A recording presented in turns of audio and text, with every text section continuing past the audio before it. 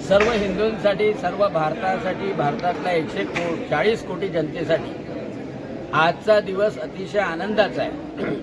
प्रधानमंत्री नरेंद्रजी मोदी यांचा वाढदिवस आहे।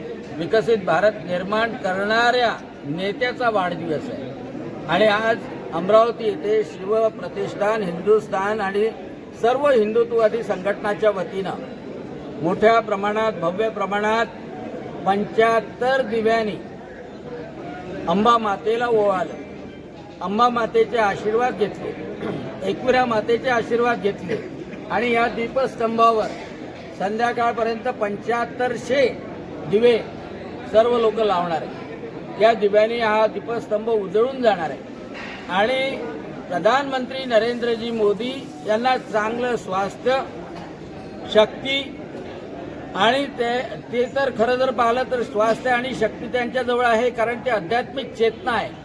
परंतु त्यांचं नेतृत्व भारताला सालोसाल मिळो, 100 वर्षपर्यंत ते आपल्या भारताचं नेतृत्व करत राहो, वयाच्या 100पर्यंत। ही प्रार्थना आज सगळ्यांनी अंबा मातेच्या चरणी केलेली आहे आणि अतिशय आनंदाचा दिवस आहे। सेवा पंधरवडा पूर्ण साजरा केला जातोय।